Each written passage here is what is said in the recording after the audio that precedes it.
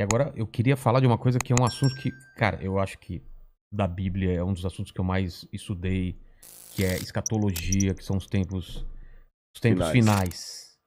O que que tá acontecendo? A gente tá vivendo os tempos finais, há sinais, segundo a Bíblia, proféticos, e a gente não falou dessa pedra Ah, tá. Isso também. aqui é uma coisa simples. Depois eu falo Tá dela. bom.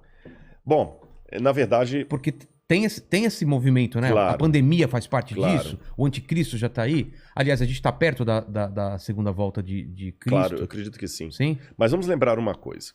Quando os discípulos perguntaram para Jesus: que sinal haverá de tua vinda e da consumação dos séculos, do fim do mundo, Jesus falou assim: olha, cuidado que ninguém engane vocês.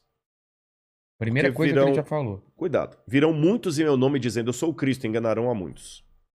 Certamente, isso está em Mateus capítulo 24. Depois, quem tiver uma Bíblia em casa, procure aí, Mateus capítulo 24. Ele fala o seguinte: certamente vocês ouvirão falar de guerras e rumores de guerras.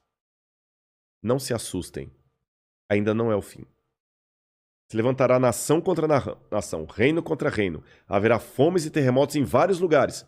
Mas isso é apenas o princípio das dores. Princípio das dores, exatamente. Então veja bem, guerra tem no mundo desde que o mundo é mundo. É. Fome, a Bíblia fala fome no Egito na época de José. Então não vou falar assim, o mundo está chegando ao fim porque está tendo guerra. O mundo está chegando ao fim porque está tendo fome. Não faz sentido. Mas o Apocalipse coloca alguns elementos que indicavam quando nós estivéssemos chegando próximos ao fim. Embora, nota de rodapé aqui, ninguém sabe o dia nem a hora da volta de Jesus. É estupidez. Tentar adivinhar. Não, claro, não podemos isso. Você entendeu? Bom, mas a gente pode saber a proximidade dos tempos em que vivemos. Então tem algumas coisas no Apocalipse que são características do tempo do fim. Exemplo, Apocalipse 11, 19. Diz assim: as nações ficaram iradas. Chegou, porém, o juízo de Deus e o tempo determinado para ele dar o prêmio aos seus santos e aos profetas, e o tempo para destruir os que estão destruindo a terra. Ora, na época de Cristo não tinha como destruir a terra. O Apocalipse estava fazendo uma profecia de uma época em que a terra poderia ser destruída por seres humanos, coisa que na época do Apocalipse não tinha como. E ele fala depois das pragas de Deus que iriam cair. Essas pragas não caíram ainda, mas os vislumbres dela... Não caíram? Não. A peste não é... A do Apocalipse, né? É. Mas os vislumbres delas podem estar já batendo as portas. Quer um tá. exemplo? Quer. Diz que um anjo derramou a sua taça sobre o sol, e foi-lhe dado queimar aos homens com grande fogo. Os homens se queimavam com um intenso calor e blasfemavam o nome de Deus que tinha autoridade sobre essa praga. Olha o problema da camada de ozônio, o efeito estufa, o que está acontecendo com o sol. O outro anjo derramou a sua taça sobre os rios e fontes d'água e mares, que se tornaram como sangue de morto. Sangue de morto não é vermelho, dessa cor. Sangue de morto é escuro, é fétido, é quase coagulado. Como é que tá Pinheiros, Tietê, Lagoa Rodrigo de Freitas, as águas do mundo? Poluição. As previsões é que até 2025 a guerra do mundo vai ser pela água. É.